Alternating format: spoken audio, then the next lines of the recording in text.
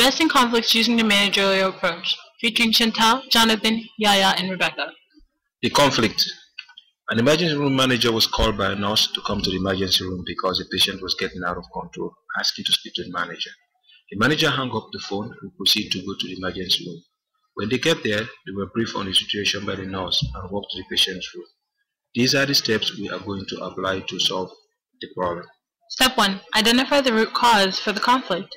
Informational deficiencies are when messages aren't received in the manner that it was intended. In this case, the angry patient wanted something that was not acknowledged prior to the ER manager coming into the room, which leaves the manager at a disadvantage coming into the conflict.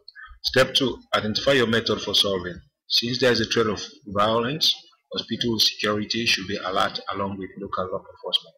One designated hospital staff member should be responsible as to not alarm other patients. In this situation, the compromising approach seems appropriate. This approach allows the patient to know that you are listening and willing to get him or her the necessary help as long as they are willing to cooperate. There are steps provided by NIH which gives the staff the opportunity to de-escalate a serious situation by keeping the patient and the people in the hospital safe. The steps are: 1. Respect personal space. 2. Do not be provocative. 3. Establish verbal contact.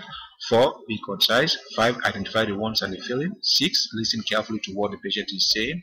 7. Agree to disagree. 8. Lay down law and set clear limits. 9. Offer choice and optimism. 10. Debrief the patient and staff. Step 4. Method to prevent this from happening again. Unfortunately, you cannot prevent certain situations, but the medical staff should be able to identify the potential problems. 1. Staff members should be trained in de-escalating techniques. 2. Detect. 3. Diffuse. 4. Protect. Let's apply these steps in order to solve the problem. Step 5.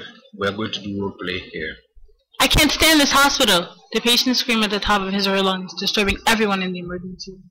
Hi, I am the ER manager. Talk to me. Let me know what's going on so I can fix it, the manager says in a calm tone. Yeah, you can kill yourself for me, the patient said, in a menacing look on his face.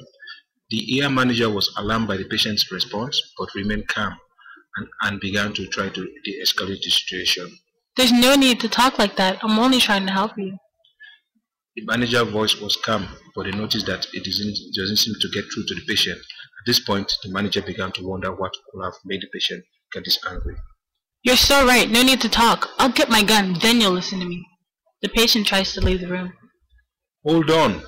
Let's talk about this. I know I can help. Just talk to me first and give me a chance to fix the problem before we go there, the manager said in a calm but firm voice. Yeah, they've been saying that all day. At this point, the ER manager realized that the patient was promised something that wasn't delivered.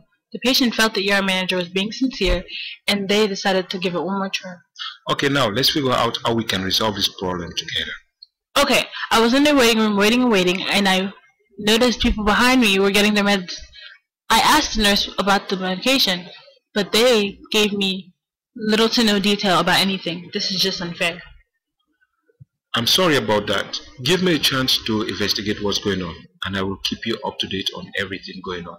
During the investigation, the ER manager discovered that before the medicine can be given, that the lab result had to come back first. The lab had came, but the ER doctor found some irregularities in the results and wanted to consult with the patient psychiatrist before giving any medication. None of this information was ever relayed to the patient, leading to their violent outburst. Sorry for the delay, but I found out what's going on, the ER manager said, as he began to explain the situation. The patient listened to the manager and felt that it was genuine and accepted what the ER manager had to say. The manager apologized and even called the doctor to come into the room and explain in depth what was going on as well. This resolved the conflict, and the patient only wanted to be informed, and that makes him feel that someone cares about their needs. Thank you for participating in our problem solving.